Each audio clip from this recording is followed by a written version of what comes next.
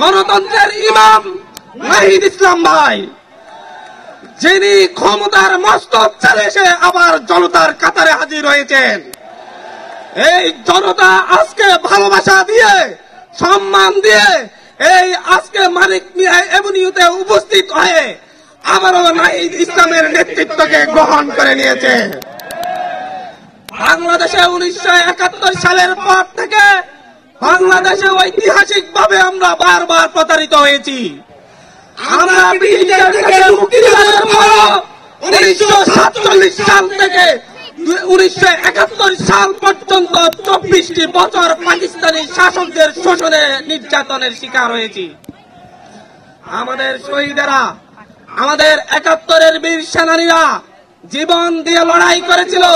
30 লক্ষ মা বোন জীবন দিয়েছিল শুধুমাত্র একটি স্বপ্নে, স্বাধীন বাংলাদেশ, স্বাধীনতার প্রশ্নে, গণতন্ত্রের প্রশ্নে তারা জীবন দিয়েছিল। কিন্তু কি দেখা গিয়েছিল? 72 থেকে 75 সালে এসে দেশের মানুষের উপর একটি দুঃশাসন চাপিয়ে দিয়েছিল শেখ মুজিব।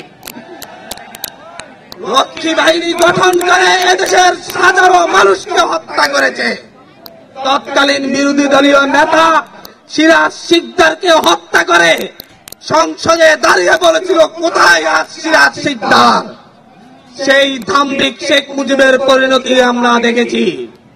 আমরা তার পরবর্তী সময়ে 77 থেকে আমরা তার পরবর্তী সময়ে 6টি বছর মেজর জিয়ার শাসনামল দেখেছি, যেটা বাংলাদেশের মানুষকে একটি পথের দিশা দিয়েছিল। কিন্তু তার পরবর্তী থেকে আবারও বাংলাদেশ পথ হারিয়েছে। স্বৈর শাসন, একদলীয় শাসন এবং প্রতিটি ইলেকশনের আগেই রক্তক্ষয়ী সংঘর্ষ এদেশের মানুষকে আবার জিম্মি করে তুলেছিল।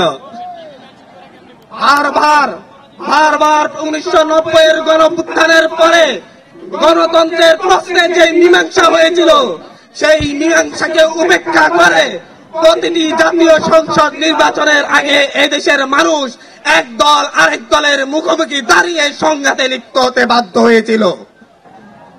2007-8 সালের সেনা শাসনের পরে শেখ হাসিনা ভারতের সাথে এবং তৎকালীন মঈনুদ্দিন আহমেদের সাথে চুক্তি করে একটি পাতানো নির্বাচনের মধ্য দিয়ে বাংলাদেশে ফ্যাসিবাদী শাসন ব্যবস্থার ভিত্তিপ্রস্তর নির্মাণ করে।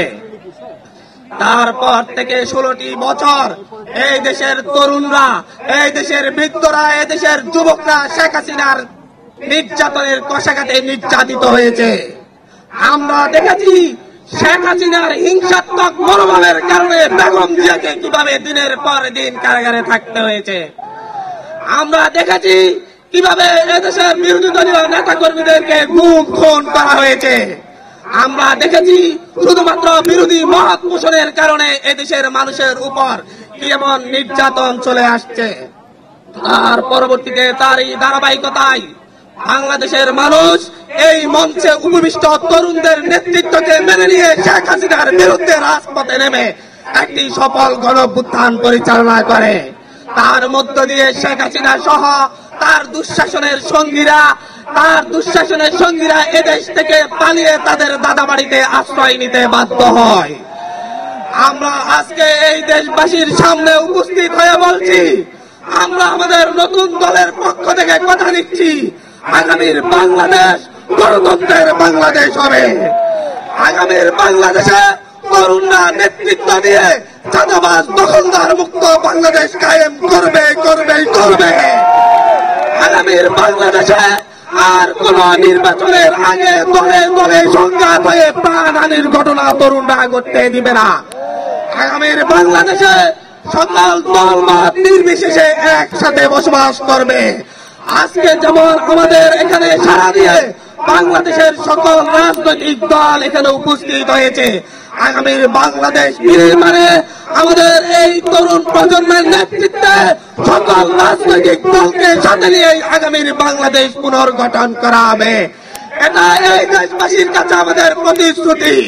ভিশনের ফুলঝুরি মেগা অফারে ফ্রিজ কিনলেই পাচ্ছেন 16 পিসের আকর্ষণীয় গিফট বক্স একদম ফ্রি।